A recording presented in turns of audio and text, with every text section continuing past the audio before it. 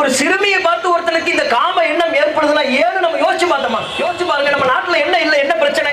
தவறு செய்வதற்கு எல்லா வாசலும் திறந்து விடப்பட்டிருக்கிறது. நம்ம நாட்டுல கள்ளக்காதல் குற்றம் இல்லை, ஓரினச்சேர்க்கை குற்றம் இல்லை, விபச்சார விடுதிகள் குற்றம் இல்லை, ஆணும் பெண்ணும் இணைந்து விபச்சாரம் செய்தால் அதை தொழிலாக பார்க்க வேண்டும், அதுவும் குற்றம் இல்லை. இப்படி சொல்லப்பட்ட இந்த சமூகத்துல ஒரு 6 வயது 10 வயது சிறுமிக்கு இந்த சம்பவம் நடக்குது.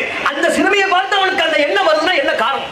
சிஸ்டமா நம்ம ஃபெயிலியரா இருக்கும். எங்கு பார்த்தாலும் ஆபாசம். அப்ப எப்படி இவர்களுடைய சிந்தனையில இந்த வக்கிர புத்தி தலையில் ஏறாமல் இருக்கும்? எங்கு பார்த்தாலும் ஆபாசம். தெருவோரங்கள்ல நடந்து போறோமா, சுவரொட்டிகள் ஆபாசம், திரையரங்கு சினிமாக்கள் ஆபாசம், வீட்டில் ஒளிபரப்பு செய்யப்படுகிற தொலைக்காட்சியில் ஆபாசம், சீரியல்கள் ஆபாசம். சமூக வலைதளங்களை திறந்தால் ஒரு நல்ல செய்தியை பார்க்க முடியவில்லை, அதிலும் அரைகுறை ஆடையோடு ஆபாசம். இப்படி முழுக்க முழுக்க ஆபாசம் சிந்தி நிரம்பி வழியக்கூடிய ஒரு சமூகத்தில் அரக்கர்கள் உருவாவார்களே ஒழிய ஒழுக்கமிக்கவர்கள் எங்கே உருவாவார்கள்?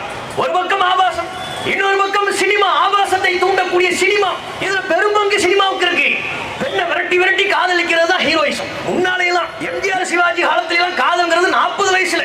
இப்ப வர்ற சினிமாக்கள்ல 8 வயசு 10 வயசுலயே பள்ளிக்கூடங்கள்ல 6ஆம் வகுப்பு 7ஆம் வகுப்பு படிக்கிற மாணவர்களுக்கு மத்தியில் காதல். அதுதான் கதை, படத்தின் கதையே அதுதான். எப்படி 2 பேரும் காதல் பண்ணணும், எப்படி பெற்றோர்களை எதிர்க்கணும், எப்படி ஒழுக்க கேட்ல விழணும், எப்படி சீரழியணும், எங்கெங்கெல்லாம் சுத்தணும் கேட்டா சமூகத்தில் நடக்குங்கிறாங்க. சமூகத்தில் நடப்பதை சமூகம் குற்றம் என்கிறது. பெற்றோர்கள் கண்டிக்கிறார்கள், அக்கம் பக்கத்தவர்கள் கண்டிக்கிறார்கள். ஆனா சினிமா அதை ஹீரோயிசமா காட்டும், நார்மலைஸ் பண்ணது. அப்ப பெண்கள் பின்னால் சுற்றுவதையும் பெண்களுக்கு பாலியல் தொல்லை கொடுப்பதையும் ஹீரோயிசமாக சினிமாக்கள்ல காட்டி நார்மலைஸ் பண்ணால் அந்த சமூகத்தில் என்ன ரிசல்ட் வரும்? இன்னொரு பக்கம் அரசே முன்னின்று நடத்தக்கூடிய மதுபான கடைகள், சுதந்திரமாக விற்கப்படுகிற கஞ்சா போன்ற போதைப் பொருட்கள். நம்ம நாட்டில் நடக்கிற பாலியல் சம்பவங்களை தொகுத்து பாருங்க. 90 விழுக்காடு பாலியல் சம்பவம் எந்த நேரத்தில் நடைபெறுகிறது தெரியுமா?